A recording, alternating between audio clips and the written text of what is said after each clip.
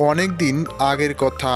একটি গ্রামের পাশের জঙ্গলেই একটি কৃষক একাই বসবাস করত একটি কুঁড়ে ঘরে। এই সেই কৃষক। ইনি হলেন খুবই দুঃসাহসিক এবং পরিশ্রমী ব্যক্তি। সে প্রতিদিনই সকাল সকাল মাঠে বেরিয়ে পড়ত এবং সেখানে গিয়ে সে অনেক পরিশ্রম করে নানা রকম ফসল ফলাতো এবং বিকেল হলে সে কিছু সবজি নিয়ে বাজারে চলে যেত এবং সেখানে সে সবজি বিক্রি করত।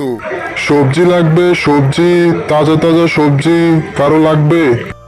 এইভাবেই তার দিনের পর দিন কাটছিল। কিন্তু হঠাৎ একদিন সে খেতে বসে ভাবছিল, আচ্ছা, আমি যেইটুকু উপার্জন করি সেইটুকু দিয়ে তো আমি বেশ ভালোভাবেই চলে যাচ্ছি। তারপরেও কেন আমার মনে এত অশান্তি?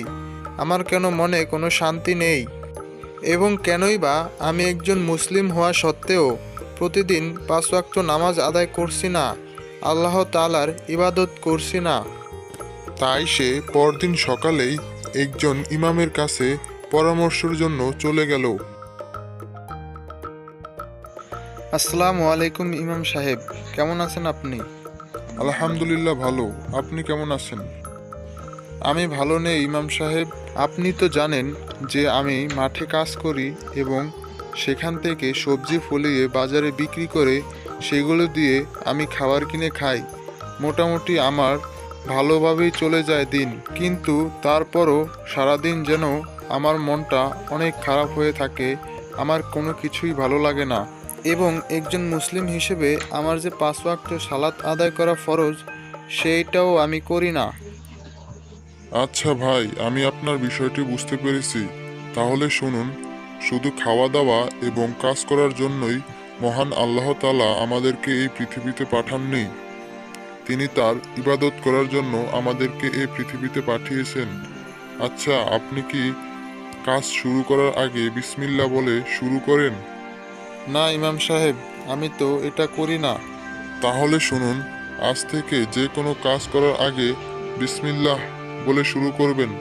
তাহলে সেটা সম্পূর্ণ করার দায়িত্ব মহান আল্লাহ তাআলা নিয়ে নেন এবং দুনিয়ার কাজকেই প্রাধান্য না দিয়ে আপনি প্রতিদিন 5 ওয়াক্ত নামাজ আদায় করার চেষ্টা করবেন। তাহলে ইনশাল্লাহ আপনার মন ভালো হয়ে যাবে। আচ্ছা, ধন্যবাদ ইমাম সাহেব।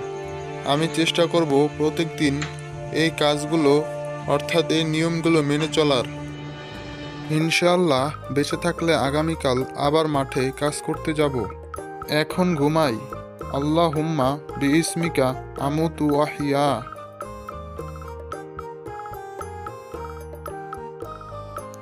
বিসমিল্লাহির রহমানির রহিম।